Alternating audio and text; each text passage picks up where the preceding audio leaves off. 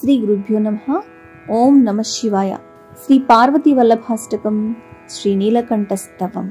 నమో భూతనాథం నమో దేవదేవం నమః కాలకాలం నమో దివ్యతేజం నమః కామభస్మం నమః శాంతశీలం భజే పార్వతీ వల్లభం నీలకంఠం.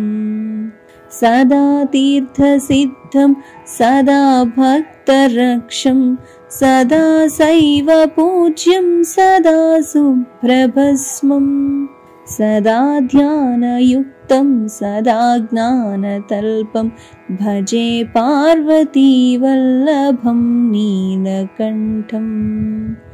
శ్మశానే శయానం మహాస్థానవాసం శరీరం గజానాం సదా చర్మవేష్టం పిశాచాదినాథం పశూనాం ప్రతిష్టం భజే పార్వతీ వల్లభం నీలకంఠం.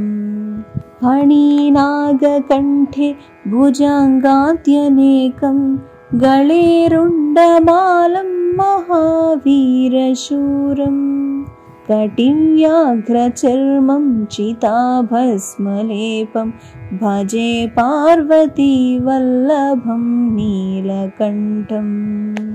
శిరశుద్ధగంగా శివా వామభాగం వియద్దీర్ఘకేశం సదా మాం త్రినేత్రం ఫణీనాగకర్ణం సదా ఫాలచంద్రం భజే పార్వతీ వల్లభం నీలకంఠం.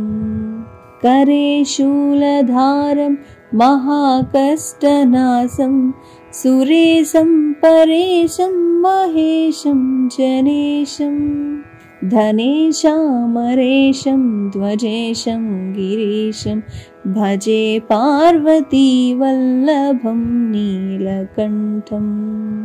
ఉదాసం సుదాసం సుకైలాసవాసం ధరానిర్ఘరేశం స్థితం ధ్యాదిదేవం అజం హేమకల్పద్రుమం కల్పసేవ్యం భజే పార్వతీ వల్లభం నీలకంఠం. మునీనాం వరేణ్యం గుణం రూపవర్ణం ద్విజైః సంపఠం తం శివం వేదశాస్త్రం అహో దీనవత్సం కృపాలుం శివం తం భజే పార్వతీ వల్లభం నీలకంఠం. సదా భావనాథం సదా సేవ్యమానం సదా భక్తిదేవం సదా పూజ్యమానం మహాతీర్థవాసం సదా సేవ్యమేకం భజే పార్వతీ వల్లభం నీలకంఠం. ఇది శ్రీమచ్చంకర యోగీంద్ర విరచితం పార్వతీ వల్లభాష్టకం నామ నీలకంఠస్తవం.